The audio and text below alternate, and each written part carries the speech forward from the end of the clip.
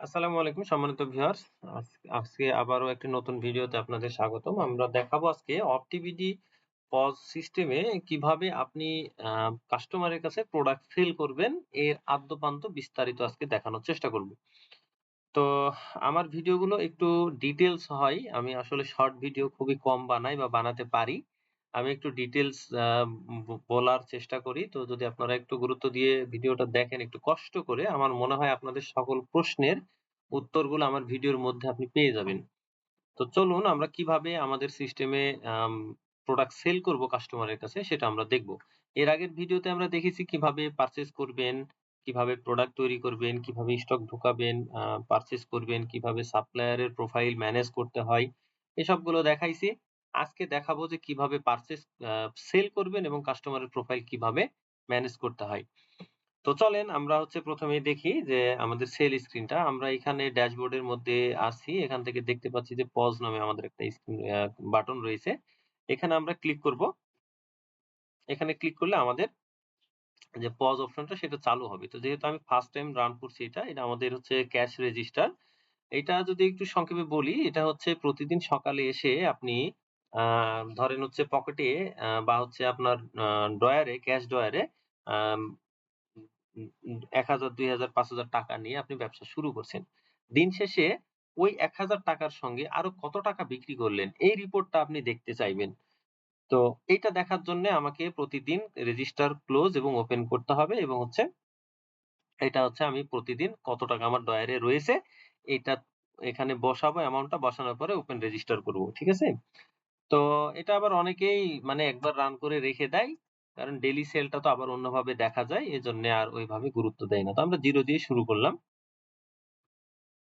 তো দেখেন আমাদের পজ স্ক্রিনটা চালু হয়ে গেছে। এখন এই পজ স্ক্রিনে আমরা কি, কি দেখতে পাচ্ছি? তো এখানে আমরা যেটা দেখতে পাচ্ছি সেটা হচ্ছে এই যে আমরা কোন এক ভিডিওতে আমাদের যখন পারচেজ করি, পারচেজ এর ভিডিওটা শুরুর দিকে আমরা দেখাইছিলাম যে ওয়ার্কিং কাস্টমারটা কি এবং হচ্ছে এটা কেন?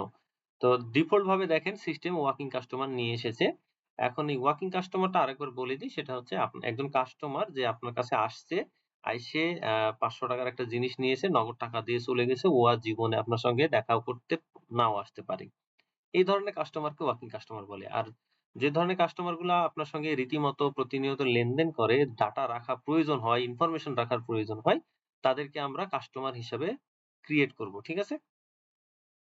তো ১ম এ আমরা হচ্ছে একটা কাস্টমার তৈরি করব। তো ধরেন হচ্ছে আমি একটা কাস্টমার তৈরি করছি। ইন্ডিভিজুয়াল বা হচ্ছে বিজনেস এখানেও ২ টা অপশন রয়েছে। আপনার কাস্টমার ইন্ডিভিজুয়াল ও হতে পারে, একজন ব্যক্তি হতে পারে, আবার একটা প্রতিষ্ঠানও হতে পারে। তো ক্ষেত্র হিসেবে ইনফরমেশন ইনপুট গুলো একটু আলাদা। এগুলো আপনারা একটু দেখবেন তাহলে বুঝে যাবেন। তো আমি ইন্ডিভিজুয়াল একটা কাস্টমার তৈরি করব। ধরেন হচ্ছে জাহিদ হাসান। তো আমি শর্টকাট পেয়ে গেছি জাহিদ হাসান। আ এই যে ম্যান্ডেটরি স্টার মার্ক করা আছে না? এই জায়গায় ইনফরমেশন দিলেই আপনার হচ্ছে কাস্টমার তৈরি হয়ে যায়। সব ক্ষেত্রেই তাই, হ্যাঁ? এগুলা কিন্তু ম্যান্ডেটরি না, স্টার দেয়া নাই। তো ধরেন হচ্ছে আমার অটো ফিল আপ হয়ে গেছে। আমি এখানে ফার্স্ট নেম দিয়েছি, মোবাইল নাম্বার দিয়েছি। আর এটা অটোমেটিক চলে আসছে। ইমেইলটা অটোমেটিক চলে আসছে। আপনি না চাইলে না, সমস্যা নেই। দিলেন না। ২ টা ইনফরমেশন দিলেন। আরো যদি ইনফরমেশন এর প্রয়োজন হয় আপনি মোর থেকে এই জায়গাগুলো একটু দেখে নিবেন এবং হচ্ছে এখানে ইনফরমেশন চাইলে দিতে পারবেন। এরপর আমি হচ্ছে এটাকে সেভ করে দিলাম। সেভ করে দিলে কি হচ্ছে? আচ্ছা, এখানে একটা বিষয় হচ্ছে যে আমি অলরেডি এর আগে কাজ করছি তো। তো আ আপনার হচ্ছে এই যে এবিসি নামে কাস্টমার আছে। তো আসলে এবিসি নামে কোন কাস্টমার নয়, সাপ্লায়ার রয়েছে এই নামে। এজন্য আমার নাম্বারটা ডুপ্লিকেট ধরেছে। তো এটা রিপ্লেস হয়ে যাওয়ার সম্ভাবনা আছে। আমি একটু নাম্বারটা চেঞ্জ করে দিলাম। 6 এর জায়গায় 7 দিয়ে দিলাম। সেভ দিয়ে দিলাম। তো এখন আমার হচ্ছে যে কাস্টমার এড হয়ে গেছে। হ্যাঁ? এখন এখন দেখেন আমার কাস্টমার এড হয়ে গেছে। এখন আমি আম আবার এখানে সার্চ ও করতে পারি। এই যে সার্চ অপশন আপনি ক্লিক করলে এর উপরে ক্লিক করলে সার্চ অপশন চলে আসবে। কাস্টমারের নাম, মোবাইল নাম্বার ধরে আপনি সার্চ করতে পারবেন। পরের সেকশনটা হচ্ছে enter product name, SQ, scan, barcode. এই জায়গায় আমাকে মূল কথা হচ্ছে প্রোডাক্ট সার্চ করতে বলছে।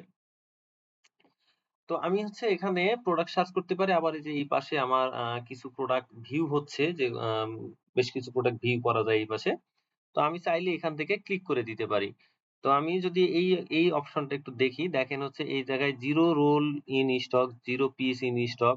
আবার এখানে 12 পিস ইন স্টক এবং হচ্ছে 10 রোল ইন স্টক। তার মানে এই প্রোডাক্ট গুলোর স্টক রয়েছে আর এই প্রোডাক্ট গুলোর কোনো স্টক নাই। তো যেগুলোর স্টক নাই আমি সেগুলো চাইলেও সেল করতে পারবো না। সিস্টেম বলবে যে ভাই তোমার তো স্টকই নাই। তো আমি ধরেন হচ্ছে এই প্রোডাক্টটা সেল করব। তো এই প্রোডাক্টটা সেল করার জন্য আমি এখানে ক্লিক করলেই, জাস্ট ক্লিক করলেই দেখেন এই পাশে প্রোডাক্ট চলে আসছে। এরপরে আমি যদি আবারও চাই আরেক পিস ক্লিক করব, আমার এখানে কোয়ান্টিটি যোগ হয়ে যাচ্ছে। দেখেন ক্লিক করছি, কোয়ান্টিটি যোগ হয়ে যাচ্ছে। আবার আপনি চাইলে প্লাস মাইনাস করেও এটার কোয়ান্টিটিটা কমাতে বাড়াতে পারেন। আবার যদি আপনি মনে করেন যে হচ্ছে আমি এখানে সার্চ করব, নাম সার্চ করব, আপনি করতে পারেন। যেমন ধরেন BUB বাবল আমি সার্চ করলাম। আমার হচ্ছে কয় ধরনের বাবল আছে, বাবল রিলেটেড নামগুলো এখানে দেখেন চলে আসছে। তো এটা অনুজ্জ্বল দেখাচ্ছে, এটা আউট অফ স্টক আর এটা হচ্ছে স্টক রয়েছে। আমি ক্লিক করব। আমার হচ্ছে আচ্ছা এই যে একটা যোগ হয়ে গেছে। হ্যাঁ? ২ ছিল ওই সেম প্রোডাক্ট নিয়েছি তো ১ যোগ হয়ে গেছে। তো ধরেন হচ্ছে এই প্রোডাক্টটা আমি নিবো। তো এটার আমার একটা কোড রয়েছে ১০০১ 10 মানে 0010 তো 0010 এটা আমি যদি সার্চ করি ইউনিক ভাবে এটা সার্চ নিয়ে নিয়েছে এবং নিচে চলে আসছে। তো এটা হচ্ছে মূল বিষয়, প্রোডাক্ট গুলো কিভাবে সার্চ করব। এখন আরো একটা বিষয় এর সাথে জড়িত, সেটা হচ্ছে যে উম ডিসকাউন্ট। কারণ আমাদের প্রোডাক্ট ডিসকাউন্ট দিতে হতেই পারে। তো ডিসকাউন্ট আমাদের সিস্টেমে ২ ভাবে দেয়া যায়। এটা আপনাকে একটু মাথায় রাখতে হবে। এটা একটু গুরুত্ব দিয়ে শুনবেন। আসলে ডিসকাউন্ট আমাদের সিস্টেমে ২ ভাবে দেয়া যায়। কেমন? যে দেখেন এখানে আমরা একটা ইনভয়েস রেডি করছি। এই যে এই জায়গায় আমি প্রোডাক্ট গুলো নিচ্ছি একটার পর একটা, একটার পর একটা। একটা কাস্টমার যতটুকু প্রোডাক্ট আমাদের কাছে বাই করছে আমরা সব একসঙ্গে নিচ্ছি। তো এটা একটা ইনভয়েস তৈরি করছি আমরা। তো এই ইনভয়েসটার মধ্যে ২ ভাবে ডিসকাউন্ট দেওয়া যায় বাস্তবিকভাবে যদি চিন্তা করেন। এক হচ্ছে প্রোডাক্টের দাম কমায় দিয়ে, আরেক হচ্ছে যে ভাই তোমার হচ্ছে ৳২,০০০ বিল হয়েছিল বা ৳২,০৫০ বিল হয়েছিল, তুমি ভাই ৳৫০ দিও না। তাহলে ওইটা কি হলো? ফুল ইনভয়েস এর উপরে ডিসকাউন্ট হলো। বাস্তবিকভাবে চিন্তা করেন। একটা হচ্ছে প্রোডাক্টের দাম কমায় দিলাম, যে একটা দাম হচ্ছে ৳৫৫০ ছিল। প্রোডাক্টের দাম আমি ৳৫০ কমায় দিয়ে ৳৫০০ নিলাম। এটা প্রোডাক্টের দামই কমায় দিলাম। প্রোডাক্টের উপরে ডিসকাউন্ট দিলাম। আরেকটা হচ্ছে আমার কাছে একটা ইনভয়েসে ১০ টা প্রোডাক্ট ছিল। সেখানে ৳৫০ বাড়তি হয়েছিল। ওই ৳৫০ আমি মাইনাস করে দিলাম। তাহলে ২ টা ২ ভাবে এটা হলো কি পুরো ইনভয়েসের উপরে ডিসকাউন্ট। তো এই ডিসকাউন্টটা কিভাবে দিব? যখন কোন একটা প্রোডাক্টের উপরে ডিসকাউন্ট দিব, ধরেন হচ্ছে এই প্রোডাক্টটা কত আছে ৳২৭০। আমি চাচ্ছি এটা ৳২০ মাইনাস হবে বা হচ্ছে ৳১০ মাইনাস হয়ে ৳৬০ হবে। তো এই প্রোডাক্টটার উপরে ক্লিক করব। ক্লিক করার পরে দেখেন এখানে চাইলে সরাসরি প্রাইসটা কমায় দেয়া যায়। আপনি আপনি যদি চান যে আমি সরাসরি প্রোডাক্টের দামটাই ৳৬০ করে দেব, আপনি করতে পারবেন ১। আবার চাইলে এই টাকাটা কিন্তু বাড়াতেও পারবেন যে না আমার বেশি রেটে বিক্রি করতে হবে। তা আমি হচ্ছে ৳২৮০ ও এখানে করতে পারব। ঠিক আছে? এটা হচ্ছে প্রোডাক্টের দাম কমায় দিলেন। আরেকভাবে এখানে ইনফরমেশন দেয়া যায়, সেটা হচ্ছে যে ৳২৮০ প্রোডাক্টের দাম। আচ্ছা ভালো কথা। তো আমি হচ্ছে এখান থেকে ৳১০ মাইনাস করব। তো হচ্ছে ফিক্সড ডিসকাউন্ট অথবা পার্সেন্ট যেকোনো একটা। পার্সেন্ট আর ফিক্সড মানে তো বুঝতেই পারছেন যে অ্যামাউন্ট এর উপরে পার্সেন্ট ক্যালকুলেশন হবে আর অ্যামাউন্ট এর উপরে ফিক্সড একটা অ্যামাউন্ট মাইনাস হয়ে যাবে। তো যদি আমি ফিক্সড দেই তাহলে ধরেন হচ্ছে ৳১০ আমি এখান থেকে মাইনাস করব। তো দিন শেষে হিসাব কি হওয়ার কথা? ৳৮০ দাম দিয়েছি, ৳১০ মাইনাস হওয়ার কথা। তাহলে ৭০ হওয়ার কথা। দেখেন ৭০ হয়ে গেছে। আর যদি আপনি ভিউ করেন, তো এটা আপনি দেখতে পারবেন যে আমার ৳৮০ দাম ধরানো ছিল, ৳১০ আমি ডিসকাউন্ট দিয়েছি। ঠিক আছে? তো এটা গেল এক ধরনের ডিসকাউন্ট। এটা হচ্ছে নির্দিষ্ট প্রোডাক্টের উপরে ডিসকাউন্ট। আরেকটা ডিসকাউন্ট হচ্ছে আমি ফুল ইনভয়েসটার উপরে এখন আমি ডিসকাউন্ট দিতে চাচ্ছি। তো এই যে ডিসকাউন্ট, এই যে এই যে ডিসকাউন্ট একটা সেকশন রয়েছে, এখানে যে কলম আইকনটা রয়েছে ক্লিক করলাম। একইভাবে আমি হচ্ছে ফিক্সড ডিসকাউন্ট দিব না পার্সেন্ট দিব এটা সিলেক্ট করব। করার পর আমি কত টাকা ডিসকাউন্ট দিব বা কত পার্সেন্ট দিব সেটা এই জায়গায় বসিয়ে দিব।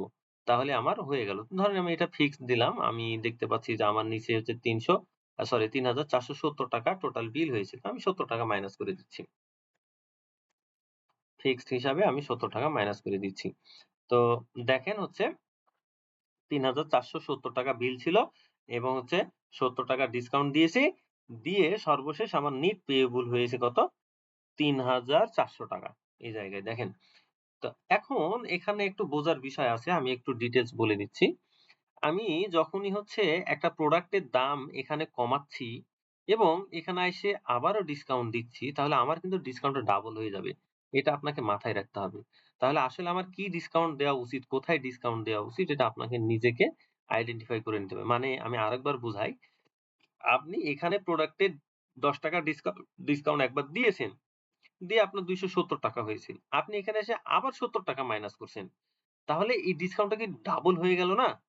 তো এইটা আপনি আসলে প্রোডাক্টের উপরে দিবেন নাকি হচ্ছে ইনভয়েস এর উপরে দিবেন, এটা আপনি নিজে ডিসাইড করবেন। আমি জাস্ট আপনাদেরকে বুঝিয়ে দিলাম, বলে দিলাম। তো আমি এখন তাহলে এই ডিসকাউন্টটা বাদ দিয়ে দিচ্ছি। আমি এটা রাখবো না। এই ডিসকাউন্টটা ক্লোজ করে দিলাম। দেখেন এটার দাম হচ্ছে ৳৮০ হয়ে গেল। এবং হচ্ছে আবার ৳10 ৳৪,৪০০ সরি ৳৩,৪১০ বেড়ে গেছে। এখন, এখন বিষয় হচ্ছে যে আমার ইনভয়েস রেডি, সবকিছু রেডি। আমি এখন এটা সেল করব। তো সেল আমার ২ ভাবে হতে পারে। ১ ক্যাশ টাকায় সেল হতে পারে। আরেকটা হচ্ছে ক্রেডিটে সেল হতে পারে। আরেকটা হচ্ছে কার্ড মানে ব্যাংকের মাধ্যমে সেল হতে পারে। আরেকটা হচ্ছে মাল্টিপল পে। মাল্টিপল পে কি? আমরা হচ্ছে একটু ভিউ করি দেখি। ধরেন হচ্ছে এই ৳৩৪০০ র মধ্যে বলল যে, "ভাই ৳৩,০০০ আমি আপনাকে ক্যাশে দিতে চাচ্ছি এবং বাকি যে টাকাটা এই যে ব্যালেন্স ডিউ দেখেন ৳৪১০ এটা ভাই আমি বিকাশের মাধ্যমে দিব।" যখন আমি কি করলাম এই যে এখানে আম এই যে এখানে দেখেন এখানে এড পেমেন্ট যখন করলাম তখন হচ্ছে নিচে ওই টাকাটা ধরে নিয়ে চলে আসলো এবং আমি এই টাকাটা বিকাশের মাধ্যমে দিলাম। মানে আপনার কাস্টমার আপনাকে বিকাশের মাধ্যমে দিচ্ছে। এবার আপনি যদি সেভ দিয়ে দেন, তাহলে আপনার কিছু টাকা মানে ৳৩,০০০ আপনার ক্যাশ অ্যাকাউন্টে যাবে এবং হচ্ছে ৳৪১০ আপনার বিকাশ অ্যাকাউন্টে মানে ভাগ হয়ে যাবে টোটাল টাকাটা। আপনি কি মাধ্যমে কিভাবে পেয়েছেন আপনার অ্যাকাউন্টেও সেভাবে আপনি দেখিয়ে দিবেন। ঠিক আছে? এটা গেল মাল্টিপল পে। আরেকটা কি রয়েছে ক্যাশ। সম্পূর্ণ টাকা ক্যাশে পেয়ে গেছেন। ক্লিক করবেন, ক্যাশে সেভ হয়ে যাবে। এটা মানে ডিফল্ট একটা ক্যাশ সিস্টেম থেকে ধরানো থাকে। ওই ওই ক্যাশ অ্যাকাউন্টে এই ক্যাশ ইকুয়াল টু ওই ক্যাশ অ্যাকাউন্টে চলে যায় টাকাটা। এরপরে ক্রেডিট সেল। ওর সঙ্গে আমার কোনো মানে আর্থিক লেনদেন হয় নাই। আমি তার কাছে পুরো টাকাটা পাবো। মানে এই যে ৳৩,৪১০ এটা আমি তার কাছে পাবো। তো এই হচ্ছে আমাদের সেলের ৩-৪ টা অপশন। আপনার যেটা প্রয়োজন আপনি সেভাবে ব্যবহার করবেন। তো ধরেন হচ্ছে আমি ক্রেডিট সেলেই ক্লিক করলাম। এখন দেখেন আমার হচ্ছে ক্রেডিটে তৈরি হয়ে গেল এবং হচ্ছে তার একটা পিডিএফ ইনভয়েস তৈরি হয়ে গেছে।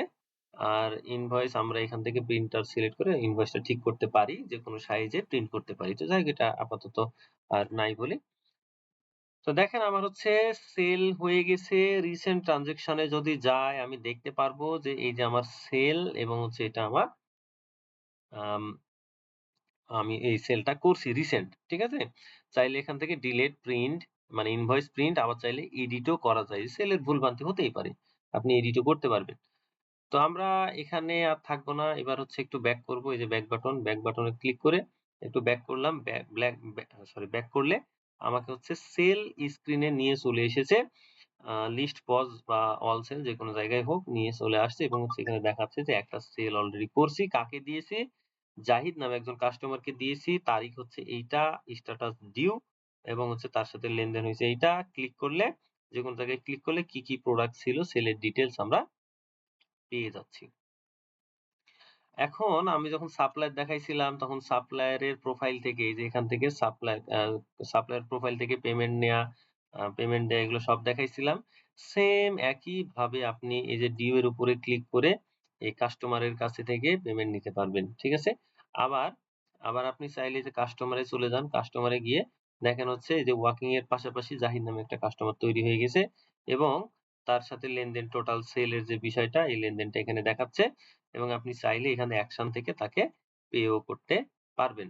তো এখানে বোঝার বিষয় হচ্ছে যে আপনাকে এই পে ইকুয়াল টু কাস্টমার আপনাকে টাকা দিয়েছে। আর মানে যখন আপনি কাস্টমারের প্রোফাইল থেকে পে করছেন তখন কি কাস্টমার আপনাকে টাকাটা দিয়েছে। মানে আপনি ডিউ কালেকশন করছেন। আর যখন আপনি সাপ্লায়ারের প্রোফাইল থেকে পেমেন্ট করছেন তখন কি করছেন? আপনি সাপ্লায়ারকে টাকা দিচ্ছেন। মানে আপনি ডিউ পেমেন্ট দিচ্ছেন। ২ টা বিষয় সুন্দরভাবে বুঝার বিষয় আছে, বুঝে নিবেন। তো এই পর্যন্ত আমাদের প্রোডাক্ট কেনা এবং সাপ্লায়ার কাস্টমারদেরকে পেমেন্ট দেয়া, তাদের লেজার দেখা, এই যে কাস্টমারের লেজার দেখার জন্যে আপনি ওই একইভাবে ভিউতে যান। ভিউতে গিয়ে এই যে এখানে দেখেন সেল চলে আসছে, কাস্টমারের লেজার চলে আসছে। তো একইভাবে আপনি হচ্ছে লেজার দেখা, ক্যালকুলেশন করা এবং হচ্ছে সেল করা কিভাবে কাস্টমার কাছে সেল করবেন সব বিষয়গুলো আমরা দেখতে পাচ্ছি। এখন কোন কারণে একটা জিনিস দেখায় দিই এর সাথে যে কোন কারণে ধরেন হচ্ছে আপনার এই যে সেলে গেলাম, সেলে গিয়ে লিস্ট পজ বা অল সেল কোথাও আপনি গেলেন। তো যাওয়ার পরে দেখেন এই সেলটা আমার ভুল হতে পারে। আমরা হচ্ছে এখানে অ্যাকশন থেকে এডিট করব। এডিট করার পরে আমরা এখানে আবার প্রোডাক্ট গুলো প্লাস মাইনাস করে নিতে পারবো। তারপরে আবার হচ্ছে এটা ক্রেডিট সেলে ক্লিক করে দিব। আমাদের সেলটা হয়ে যাবে। তো আমি হচ্ছে এডিট আর সেভ দিলাম না, ওইটা রাইখে দিলাম।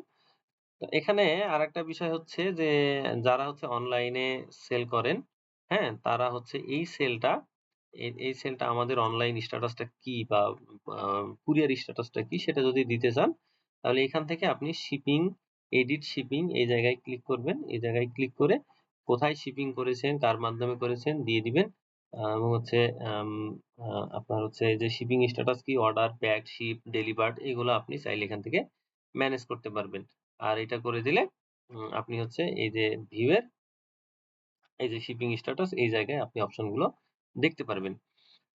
আর একটা বিষয় বলি আমাদের নতুন একটা আপডেট আসছে সেটা হচ্ছে যে ই-কমার্স। ই-কমার্স এর মধ্যে আপনি ম্যানেজ অর্ডার এ গিয়ে যদি আপনার কুরিয়ার ইন্টিগ্রেশন থেকে স্টেট ফার্স্ট এর এপিআই কানেক্ট করে থাকেন, তাহলে আপনি চাইলে এখান থেকে সরাসরি পার্সেল গুলোকে স্টেট ফার্স্ট এ সেন্ড করতে পারবেন এবং তার বুকিং আইডি এই যে কনসিগমেন্ট আইডি যেটা সেটা এখানে চলে আসবে। এখান থেকে কুরিয়ারের স্ট্যাটাস গুলো চেক করতে পারবেন। সেই অনুযায়ী এই অর্ডারটার অ্যাকশনও নিতে পারবেন। তো আশা করি বুঝেছেন। এমনকি হচ্ছে এখান থেকে আরেকটা বিষয় বলে দিই, এটা কুরিয়ারে বুকিং দেওয়ার পরে আপনি চাইলে লেবেল প্রিন্টও করতে পারবেন। তো এ পর্যন্তই আজকে থাক। অনেক বড় ভিডিও হয়ে গেছে। আমরা অনেক কিছু দেখাই ফেলেছি। পরবর্তী ভিডিওতে আমরা আবার নতুন কিছু নিয়ে ভিডিও করব। তো সে পর্যন্ত সকলকে শুভকামনা। ধন্যবাদ। ভালো থাকবেন। আসসালামু আলাইকুম।